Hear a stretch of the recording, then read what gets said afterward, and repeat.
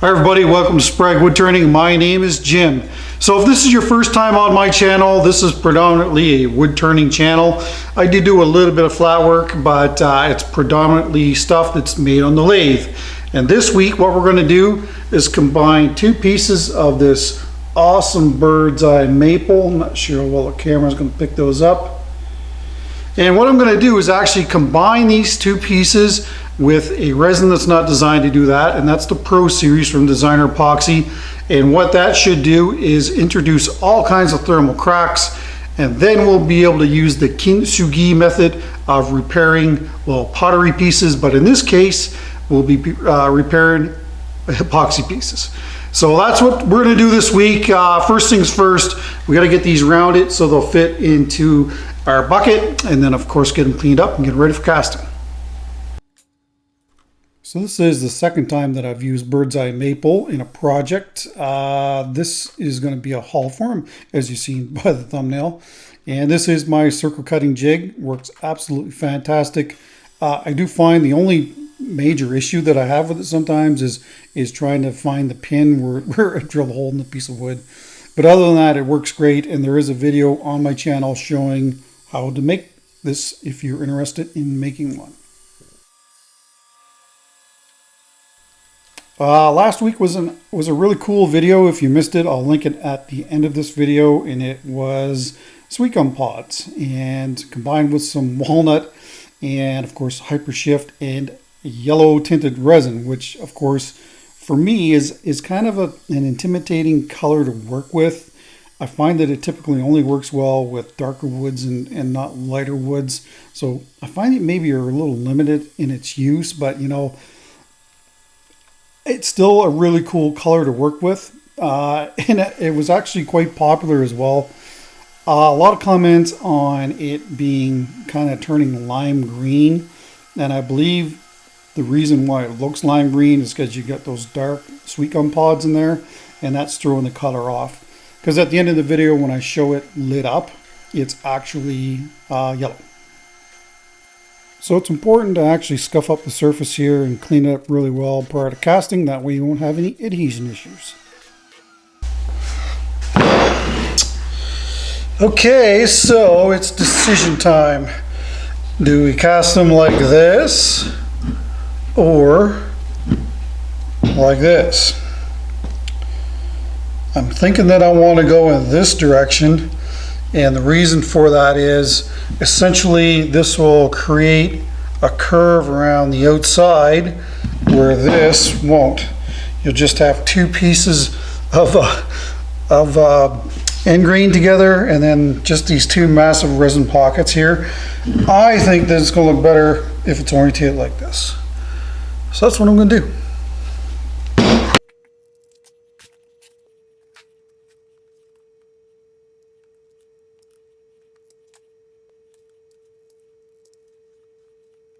There, while we're waiting for that glue to harden up, let's mix up the resin. For this project, we're going to be using the Pro Series, and the Pro Series is not designed to do this. I'm going for thermal cracking. I want this thing to overheat and thermal crack really bad. So we're going to add some crystal purple to it as well. Ordinarily, deep cast would be what you'd want to use here. And then, of course, we're going to use some hypershift. And I'm really sold on this hypershift. I don't know if you've noticed it or not, but I've put it in a number of projects lately. Well, it looks very peacock colorish that we always look for now, doesn't it? Anyway, I'm sure this is going to take more than this, but we'll start here and see where we're at. Oh yeah.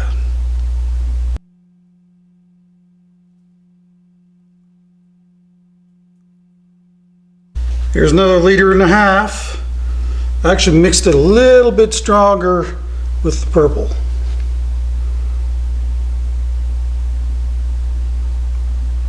Beautiful stuff.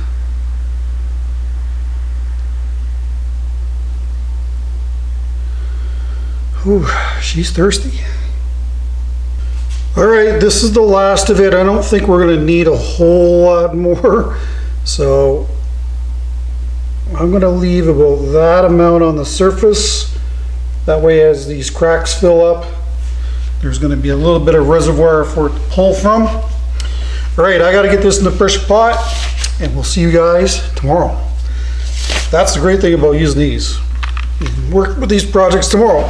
Let's hope for lots of cracking. Oh, that's heavy. Well, some interesting developments. First of all, let me get Dwayne off here.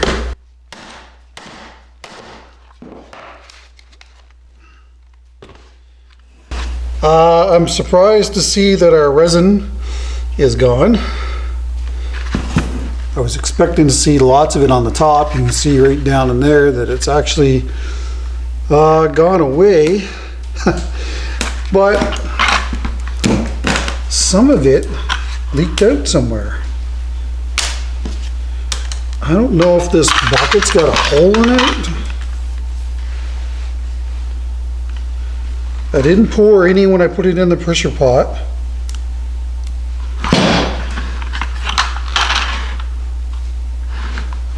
Yeah, look at it here.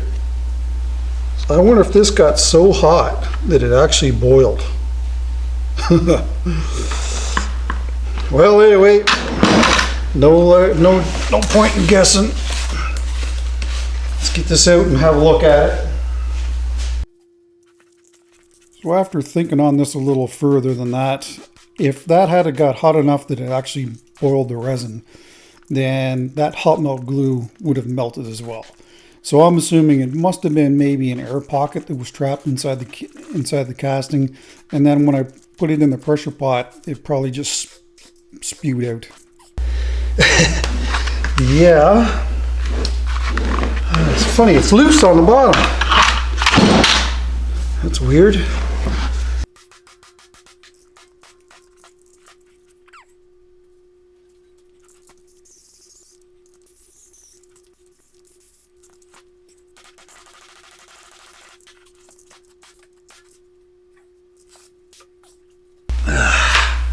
I guess it just needed a harder surface. All right, so what we want to see here is lots of thermal cracking.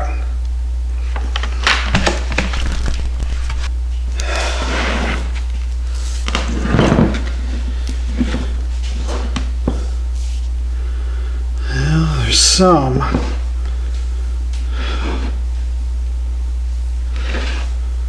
Man, that's disappointing. I can't believe that. There's a big one there, but that should be in the casting. Turn this around.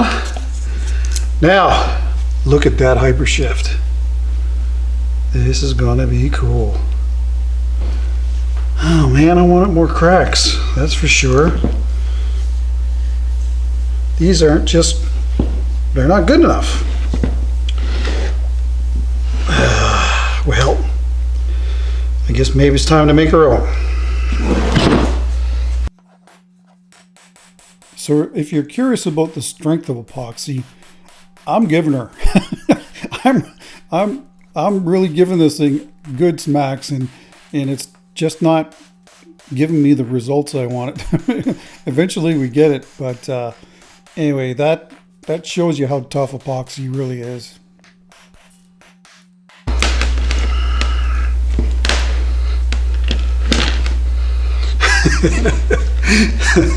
as the resin casting community just absolutely cringes. Anyway, look, we did it. Oh, let's mix up some resin. I can hear you in there. Going to stick with the Pro Series again. I do try to stay with the same epoxy that I use in the initial casting. You don't have to, because the epoxies are interchangeable like on your second and third pour if you have it. But this time around, I don't want thermal cracking, and I don't think there's enough volume here to get that, so we should be safe. All right, we got two options. These are the two new pigments from Designer Epoxy. I want to save the gold for a darker project like blue or black. So let's use the titanium white. or sorry, the titanium silver. It's important to shake it up. Been waiting a little while for this to come around. I'm glad that Designer Epoxy has developed these two pigments. And if you look, when I'm pulling the stick out, I'm looking to see if I can see the stick through the color. And if not, then I know it's good. And if I can, then I'll add more. I think this is going to look really nice when it's in here.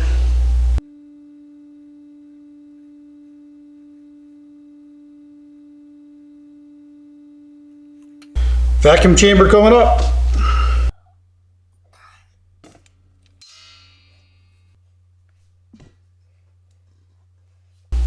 All right, here we go. While I didn't show it, I did put 2 shims down the side of the bucket that will allow the epoxy, as you can see there, to flow down into the casting. If you don't do that, or you don't put a spacer on the bottom to elevate the casting, because these buckets are tapered, then, you know, and I've been down this road, you can run into some issues. So you either have to put something on the bottom or drive something on the side that will allow that epoxy to seep down the sides and fill in all those cracks.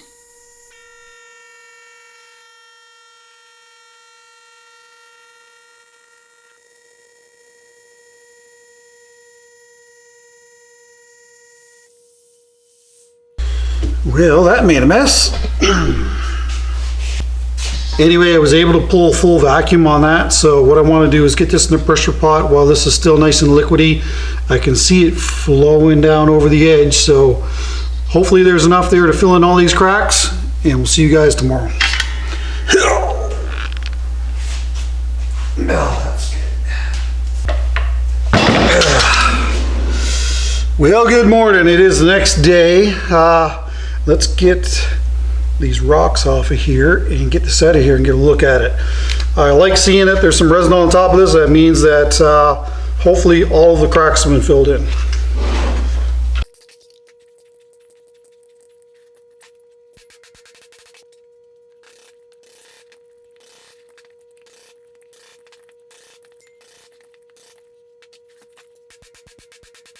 It's moving in the bucket. Bottom's concaved here.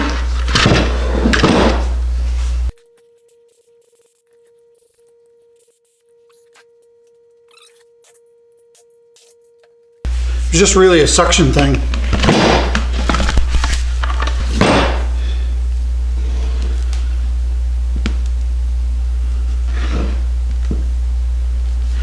Nope, we didn't get that one.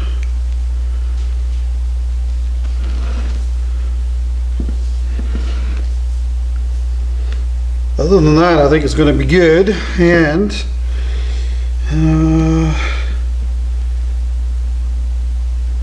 yeah, that may or may not affect our design. I don't know. We'll have to see. We'll use the UV resin there if we need to. All right, cool. There's one center.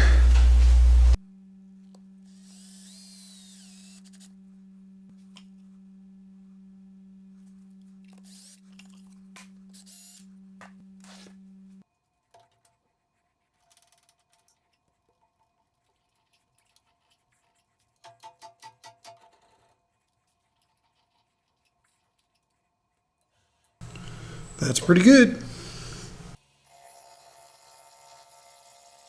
Starting off here with the Hercules. This is the number 3 from Hunter Tool Systems. And as you watch me whittle this away, I'm just going to pass on some information from Designer Epoxy. They are having a Black Friday sale, but it's not just Friday. It's Friday to Monday, including Cyber Monday. And I mean, this is absolutely fantastic deal. So you'll get free shipping within continental USA and Canada. You'll get 1 free random silicone mold, 1 Helix mixer, 50% off mica colors, and $60 to $70 off per kit. And wow, I mean, that's just a fantastic deal. And that starts at 9 a.m. Eastern Standard Time on Friday, and will conclude at the end of the day on Monday. Along with that, don't forget about epoxyproductsusa.com. You can also get designer epoxy products down there.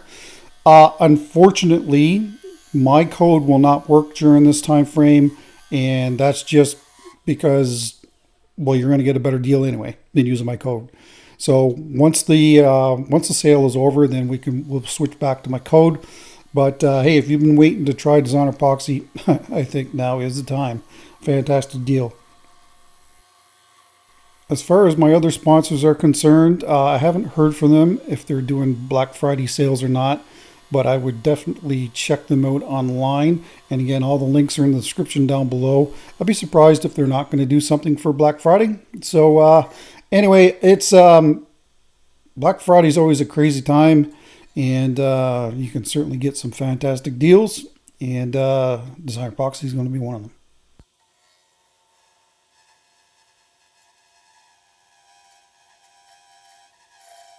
As you watch me being covered in epoxy, the goal here right now, of course, is just to strip off all the excess epoxy, see if we've got any repairs that we need to do that are going to affect designs, or design, I should say. And at this moment, I don't know exactly what this is going to be. I do know that it's going to be a hollow form. With the way that this resin looks, I just can't imagine this being anything but that. And by putting curved edges on these pieces, you'll be exposing bird's eyes in a different form.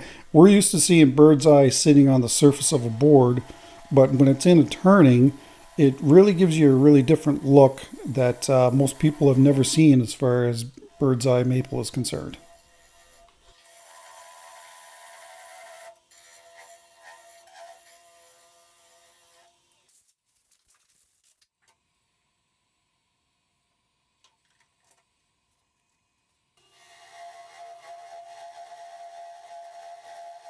A while back, somebody asked me about the Velcro strips that are on the top of my headstock, where you can see the dimple discs sitting, the 3.5-inch dimple discs. And basically what I do with that is, so when I start sanding a piece, I'll go to the container that I've got my discs in, and I'll just stick them all on that Velcro from 60 to 400. And if I happen to use a piece of paper, but I don't use it fully up, I think that it's still got some life in it, then I can stick it back and it's assigned spot. Like I know where the 60 grit is, and I know where the 180 is, and so on and so on. And that way it doesn't get returned to my basically the box that I hold these discs in. And that way you don't mix up your grits either, because not necessarily the grit number isn't going to be on the bottom of these discs. So it depends on where it was punched. Sometimes you'll see just a portion of a number, sometimes you'll see the whole number. So that way, if you stick it back on the spot, then you don't ever have to worry about them getting mixed up.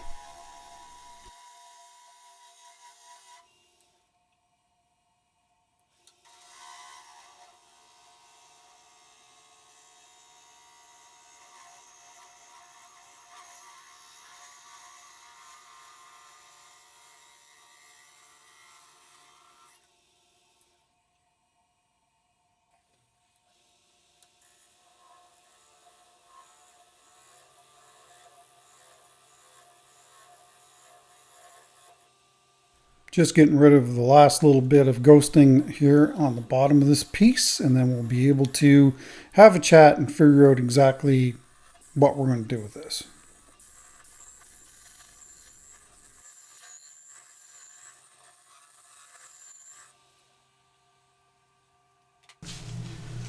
Well, I haven't really talked to you too much on this one. What do you think? This resin, when it's polished, is going to be spectacular. That I can guarantee you. For those who wonder what bird's eye look like on the end grain, there it is there. I don't know, the lighting may not see it all that great. But it's speckled throughout all of these pieces here. More of it here. But I've got this hole to deal with here. And it's the end of the day. You got a late start today, so I figured what I would do is fill this up with the Pro Series Mixed up a batch of it right here. And that way, this may not be a thing, but if I don't do this step, it'll be a thing, if you know what I mean, because that's just the way it goes.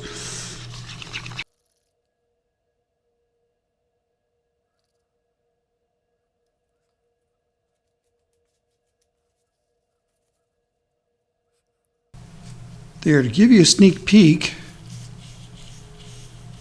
Oh, yeah, that's gonna be sweet. Anyway, I'm just gonna leave this where it is. I'm not gonna do anything else with this today. I'll leave the heat on out here, that way this will cure up. I'll see you guys in there tomorrow. Can't wait to see this finished. So if your luck is anything like mine, if I didn't fill that hole, then, sure enough, it would be a factor in our design. And due to its depth, I was, worried about UV resin curing. So that's why I decided to do that. And it just happened to work out anyway, because it's not like it was in the middle of the day. It was the end of the day. So I personally find that it's easier to figure out what you're going to do for a shape when you basically round the bottom. So that's what I'm working on now. And then you may see me stop the lathe occasionally and step backwards and have a look at this piece and try and figure out exactly what I want to do with it. But I find that difficult to do until the base is actually rounded over a bit. I don't know why. For me, visually, it helps me figure out exactly what I want to do with some pieces. Not always, but if you're struggling with kind of a design and you know what's going to be the base, then go ahead and kind of round it off and then stand back and have a look at it. So we're going to put a glue block on the bottom of this, and I happen to have just a small little piece of walnut laying around, so I figured I'll use that. Don't be mad at me. It really, I can't really do much else with it. But anyway, after that was on there, then it's just a matter of lining it up again by eye. And then takes a little bit of fooling around with, but eventually I get it run decently true. Well, it's decision time as to what we're going to do with this piece. My initial thought was just kind of rounding these things off. I mean, I've already started here, and putting a collar on the top, integral to this. I don't know. Big part of me wants to swoop this in and turn it into a flat top hull form. I don't know. There's a lot of things that this could be. The one thing that I want to do is try and showcase this resin and these bird's eyes as they come down. So, that's another neat thing about doing curves on something that's got bird's eye in it. You can see these long streaks. Here's a good example. So, I don't know. It's still kind of a work in progress. I'm gonna turn down the tenon and get that ready. We'll reverse it and then figure out exactly what we're going to do from there.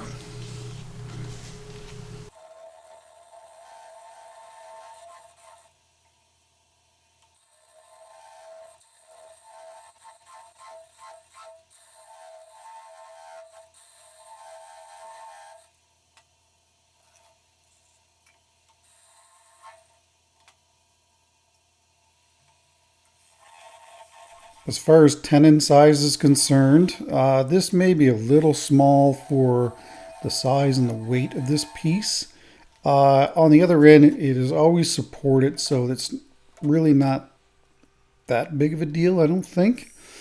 I could have gone to a larger jaw set, but I wanted a smaller base on this, and that larger jaw set would have hampered that. So that's why I stuck with the size tenon that I did. You'll see that I use a little bit of a cheater bar on my chuck key. Don't really know if you should be doing that, but I find that when you're working with a hard tenon. Like if I were to turn a tenon on the bottom of this bird's eye maple, which by the way is hard maple, rock maple is what we like to call it here, then you're not going to get much of a bite on that. So that's why I use that cheater bar. I am a little worried that one of these days I may strip the chuck out, but so far so good. But anyway, I kind of know when to not push it too far. So hopefully one of these days it doesn't bite me though. And of course that that black walnut piece that I put on there, it's really hard too. So it's hard to get a good grip on it. So there I am kind of figuring out what am I going to do with this. I don't want to ruin it. Got a lot of time and money invested in this. Got to make sure that it's a winner. So I'll cover certain areas with my hand to try and look at what kind of a shape that would give me. A lot of times just taking it off the lathe and setting it on the lathe bed when it's upright will also give you a better idea as to what to do with it. But anyway, you'll see me now and then just kind of stop and pause and look at things and figure out what it wants to be.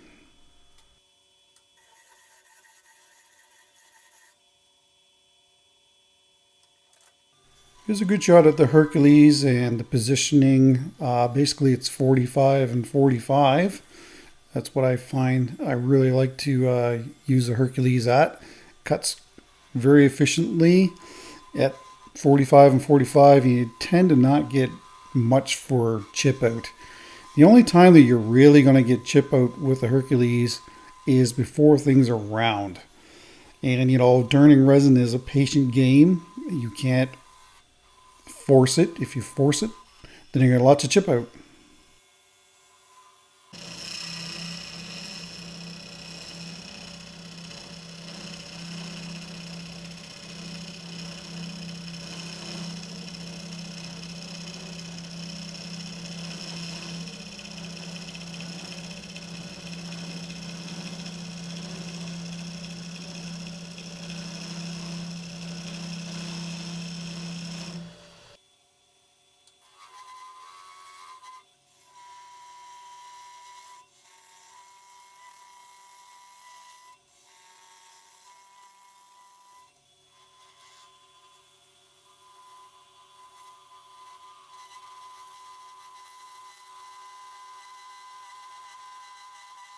Starting to see the shape develop here. I didn't want to turn this into an urn shape because that initially was kind of, when I first was shaping this, I said, this kind of looks very similar to an urn. So I thought that it was important to have a collar of some sort on the top.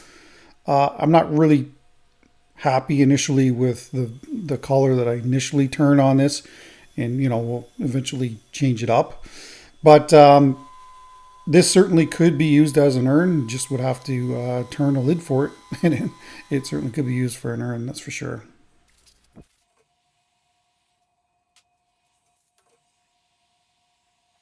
Last week I talked about negative rake tools, and this is the Phoenix, and as you can see the cutter is in a negative rake position, and that's what makes it work well on these resin pieces. Now a lot of times you'll see me, I am cutting it above center. Actually most times I'm at above center because it's 45 and 45-ish. Again, when you're working with not even just these tools, any tools have a sweet spot when you'll know once you get on the piece of wood and you're going with it, you'll know when it's nice and smooth, and you're always trying to maintain that angle so it cuts cleanly. And these tools from Hunter Tool Systems are no different.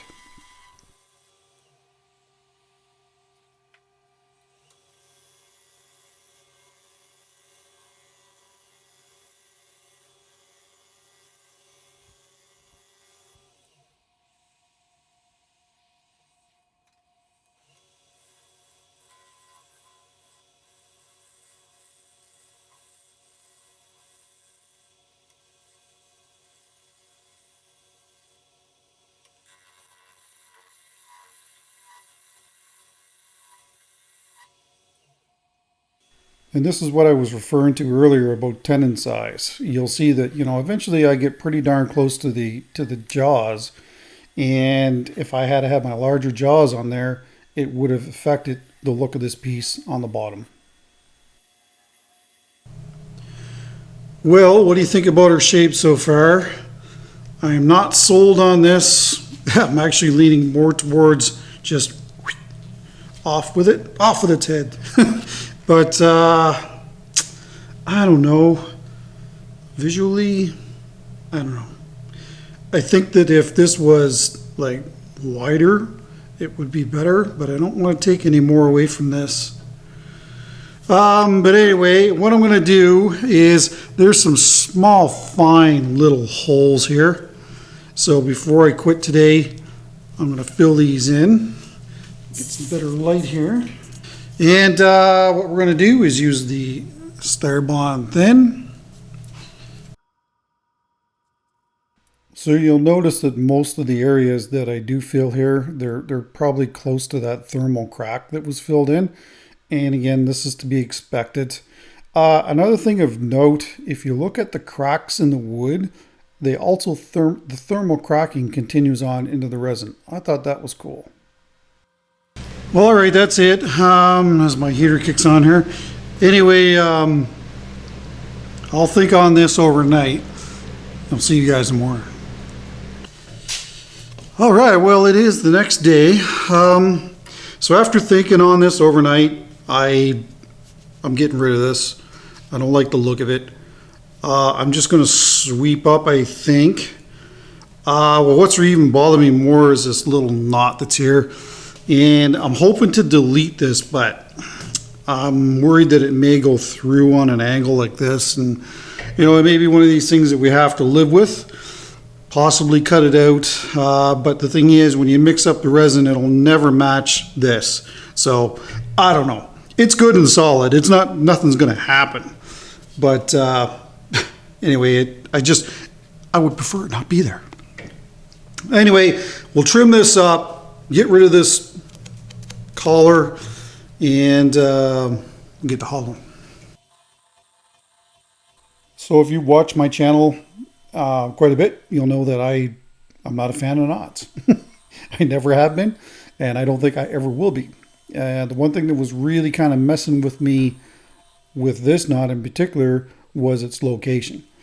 Once I made that collar smaller, and now the knot is basically sitting flat on the top of the hollow form, it really, I looked at it and I said, okay, that's fine. That's not really, doesn't really take away from the piece.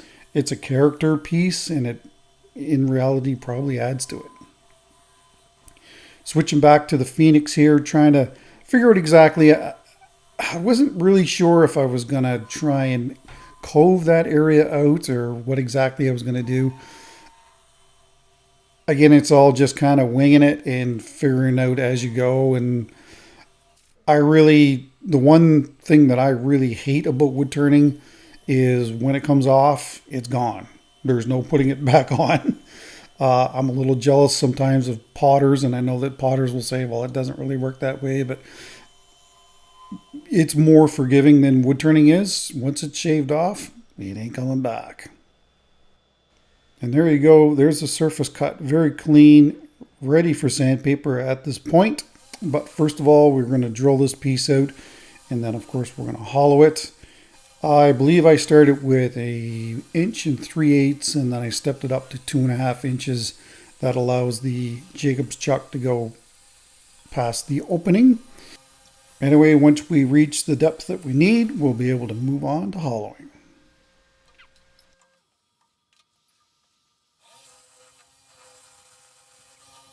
For the record, I never would have done this without the steady rest in place.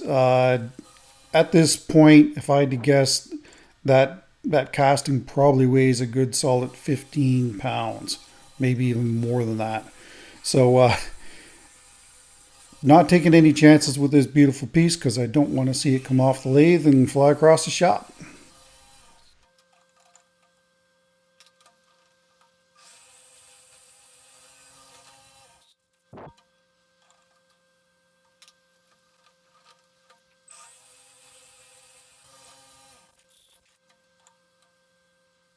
We are all set up and ready for hollowing. Got my steady rest in place.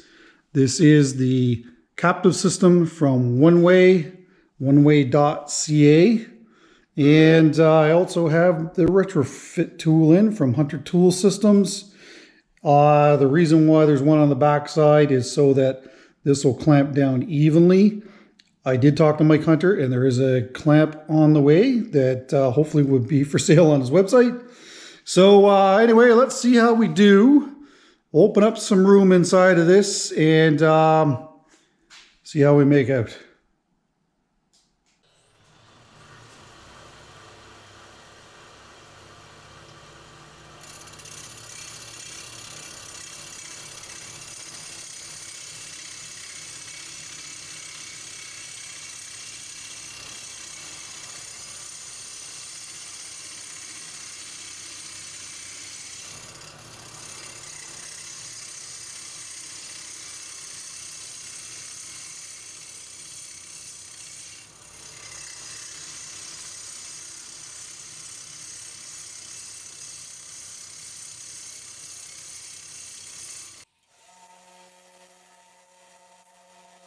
So the goal right now is just to open up a lot of space inside of the hollow form. That way you don't have to shut the lathe off every 30 seconds or so. And again, I covered this last week. If you don't remove those shavings, what can happen is the shavings can actually grab the boring bar and the cutter and slam it down on the tool rest. And if you happen to be holding it in the wrong position at that time, you could actually pinch your finger under the boring bar. And don't ask me how I know that, because I do. Anyway, I'm always careful to remove the shavings as much as possible. And again, you know, last week I talked about this cutter, and I was gun shy the first time I used it. And I've got a left and a right hand one, but this is for the inboard side, so it'd be right-handed. And it's absolutely awesome. I really, really am glad that I tried this again. And again, it's in the retrofit section in Hunter Tools. I think that it would be a great addition to somebody that's making a hollowing setup. If they're making their own, I definitely would get a good look at this cutter and use it in that system. Again, this along with the teardrop cutter, that's the proper size now, will do a good job on these pieces. And again, the teardrop cutter, I typically use it in the base, because I find that this tool here gives me a little bit of a problem in the base, so that's why I like to use the teardrop cutter. And when I'm going across the bottom, what I'll do is pin my right hand against the captive bar in the back. And I find that's the best way for me to get a flat bottom as it swings across in an arc. Of course, that will depend on the size and the shape of the piece you're working on. There's the teardrop cutter, the much larger one than the nubby one that I had before it. Again, like I was absolutely shocked when I seen how large it was when I first bought this piece, and it's the first time that I've ever replaced the teardrop cutter, and I was like, wow, what a difference. So all over time, I think it's like when somebody loses weight and you see them every day, it's not as noticeable, and then you see them, you know, you haven't seen them in 6 months, and then you're like, oh wow. And that's what it was with the teardrop cutter with me.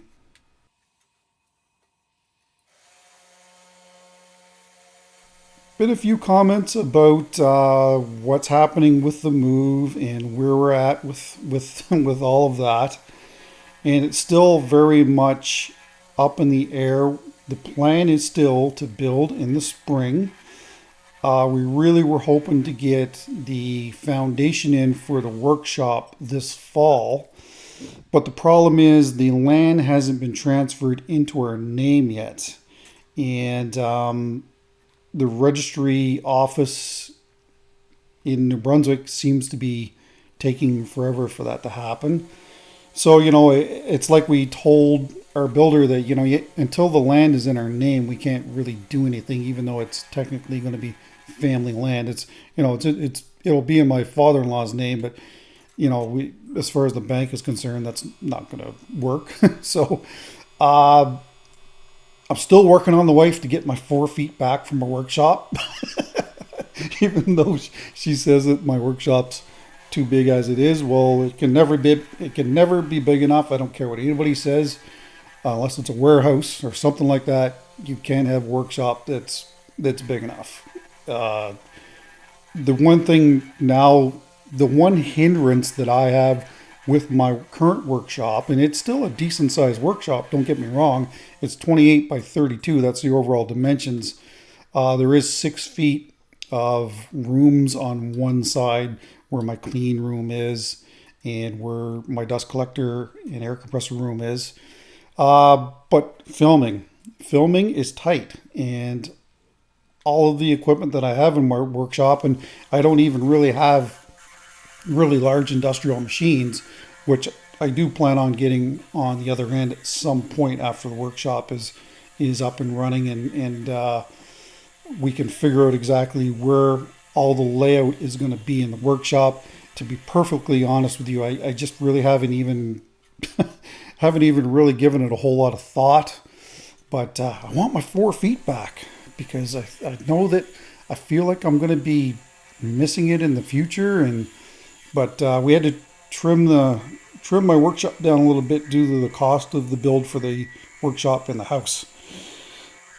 But hopefully the price of lumber and other building materials comes down. I think it is coming down slightly, but it's still very expensive to build here, even though we're right on the edge of a recession, or if we're not in a recession here in Canada. But anyway, I'm going to keep working on her to get my 4 feet back, and we'll see how that goes. But she's awful mean, people. She's a mean one.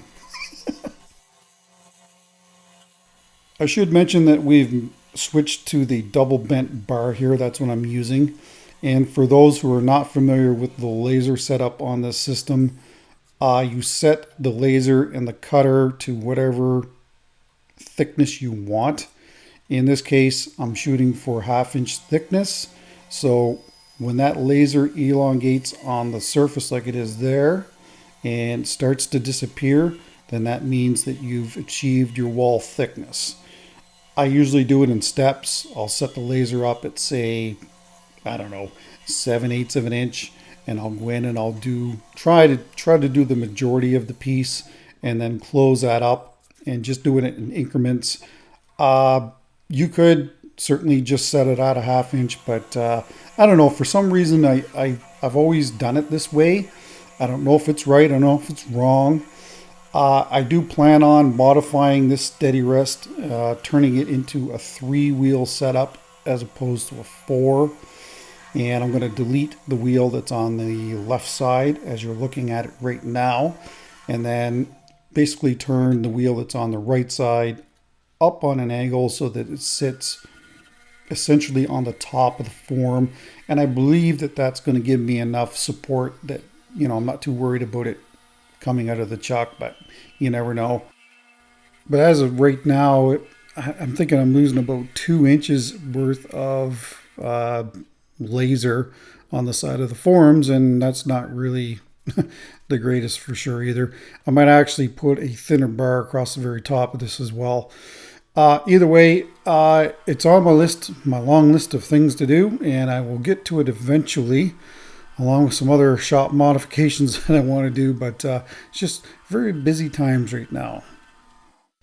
Just got a few little more passes here, and this piece will be done on the inside anyway. There you can see I'm just kind of feeling for where I am in the form. So I've got a great subscription base. Thank you guys for subscribing, and you know, I've never asked you for money, and I never will ask you for money. But what I will ask you for is your subscription. And of course, that thumbs up certainly will help as well. So please, if you haven't subscribed, please do that. It's free. And of course, that thumbs up button is free too. Just showing that I put a new cutter on the Hercules with the various tools going in and out of this form, you kind of mark it up a bit. And along with that, there was a little bit of torn end grain on the inside of this, and I decided to tilt the inside of it open just slightly as well. Finally, on the sanding, these are the 3.5-inch stipple discs from sandpaper.ca, and that's mounted on an 1.5-inch arbor, and I think it's 1.5 inches, somewhere around there. That way the disc can wrap around it, and then you can sand in these forms on the side. And you can also see that there's a copper pipe on the shaft of that, so you can hold on to it and not burn your hand. That was a suggestion by somebody, and thanks again for that. And of course, a little bit of hand sanding. Can't forget that.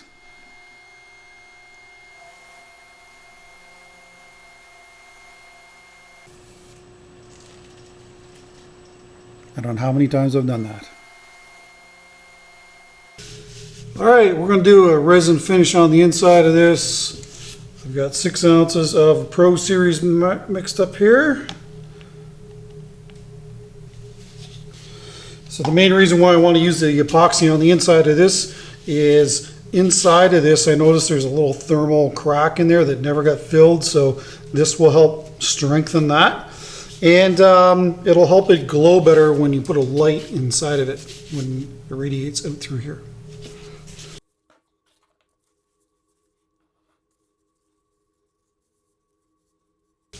I also might take a little bit of the epoxy and put it on here tonight, so that all blends in on the end grain on this piece.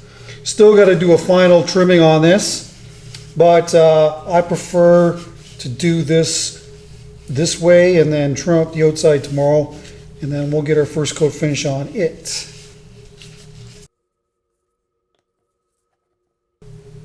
There, I'll leave that upside down for about 10 minutes and flip it over and throw it in my clean room. And like I said, I think I'll take a little bit of that epoxy and just kind of wipe it on the end grain here. I don't see any down below. It's only the one on the top. And that's just to match the resin staining where the glue was located on the top piece. Anyway, we'll see you tomorrow for the outside. I'm thinking this is going to be awesome. See you then. Speaking of that, I decided to just kind of rub the epoxy coat all over the outside of it.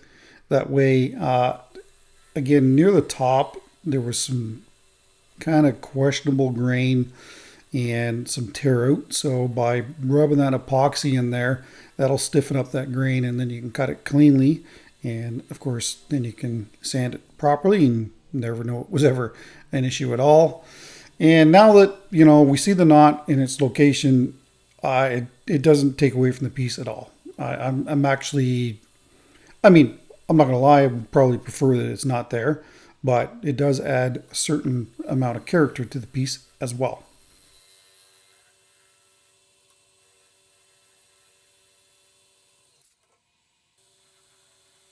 And these are just some really fine shear cuts. Like, I'm not grabbing much material here at all.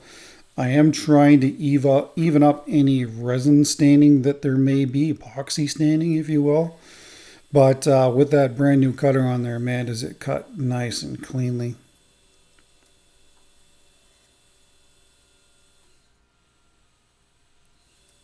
There, you can see some of that epoxy stain that I'm referring to.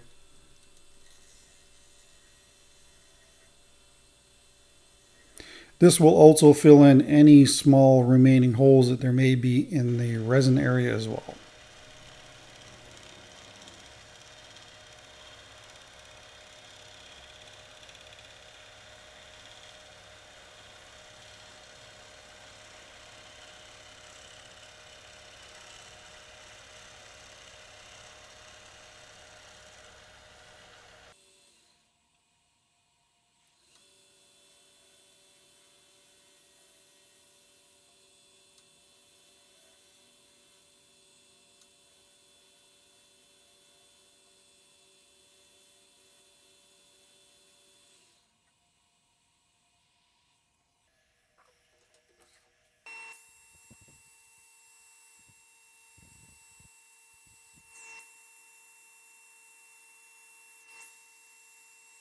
Finally, on to sanding the outside of this. These are again the 3.5-inch stipple discs from sandpaper.ca, and I'm sanding from 60 to 800.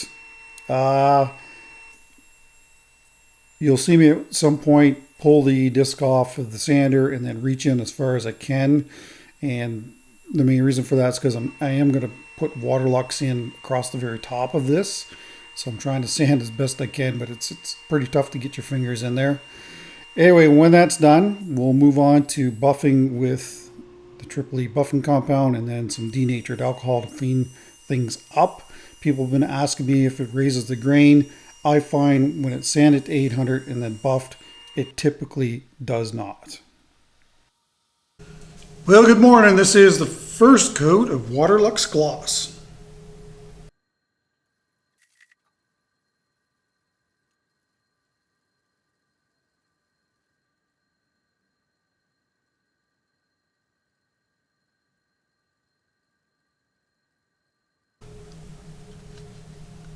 Oh,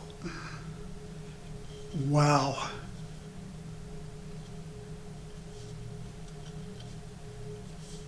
That resin is just absolutely insane.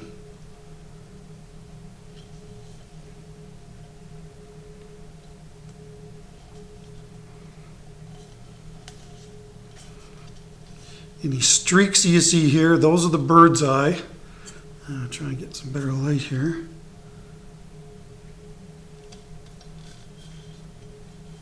See them?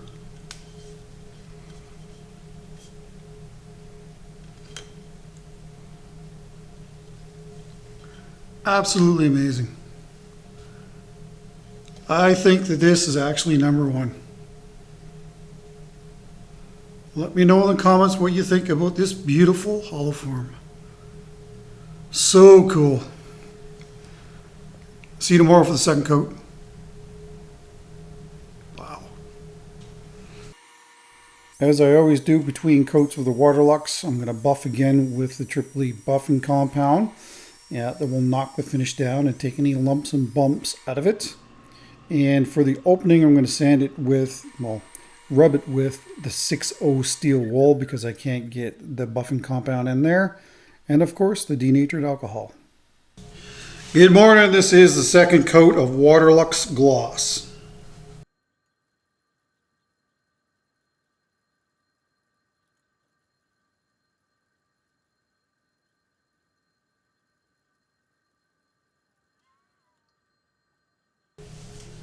Well, there it is in its second coat.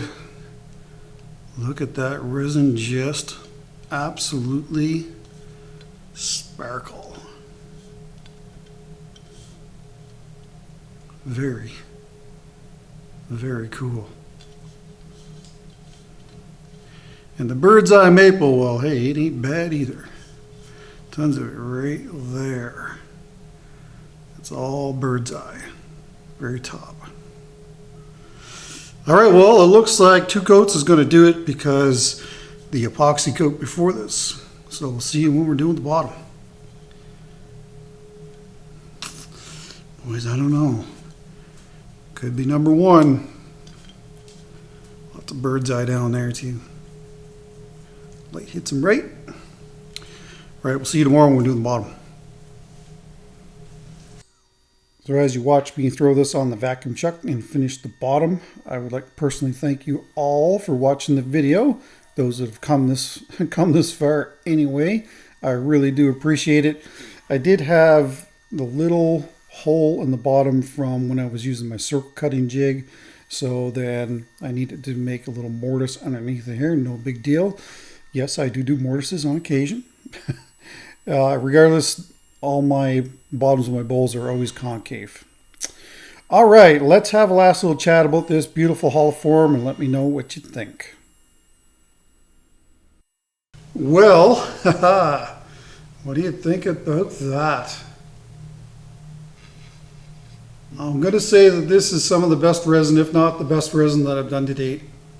That hyper shift, along with the thermal cracking and then the kintsugi method of repair, this piece is just absolutely, truly one of a kind. Bird's eyes, of course, we can't forget about those. Different variations of them throughout the piece. It's kind of a neat thing too. Up here. Sorry, the lighting isn't real good today. It's quite a gray day. If I had to guess, I would say that this is definitely top 3, but I'm thinking that it may be number 1. I absolutely love this piece. To give you some sizes here, I'll put the metric conversion up on the screen. So it is 7 and 5/8 tall and 8.5 at its widest point, and it's about a 1/2 inch thickness throughout the piece. May vary a little bit down near the base. This is a beautiful piece, and this is a future family heirloom. There's no doubt about it. 2 coats Waterlux. Didn't need 3 coats with that epoxy finish that's on there. Absolutely beautiful. Here is the foot. Did a mortise this time around, just because I had that hole that I had to delete. Beautiful, beautiful piece. Anyway, this is for sale. Please send me an email to spraguewoodturning@gmail.com and I will disclose the price there. But this is beautiful. I absolutely love this piece, and hopefully you guys do as well. Don't forget to put designer epoxy in the comments down below to be entered into the next giveaway at 110,000 for a 3-gallon kit. And along with that, don't forget to put a comment down below and you'll be entered into my giveaway at 110,000 when we get there as well. And also don't forget about designer epoxy's promotion on my channel right now. 5 free color bags, free shipping within continental USA and Canada, and of course 10% off your order. It's a win-win-win situation. If you haven't tried designer epoxy, give it a go. Fantastic price at a fantastic product as well. Along with that, don't forget about my other sponsors. They're in the description down below. If you need some stuff, head on down there. Use my code INLAYGYM at checkout and put some money back in your pocket. Next week is going to be a board video, and I don't want to bore you with the board video, but I really want to use the mold that designer epoxy sent me, the fishtail silicone mold. So we're going to do that, and hopefully a couple other boards, maybe even 3 other serving trays. So something different, something that we haven't really done before either. So please come on back for that next week. All right, well, that's it. Take care, stay safe. Don't forget the bell. Please share my videos with your friends. That is the largest way for me to build my presence here on YouTube. And just remember that you guys are absolutely awesome, and we hopefully will see you next week. Take care.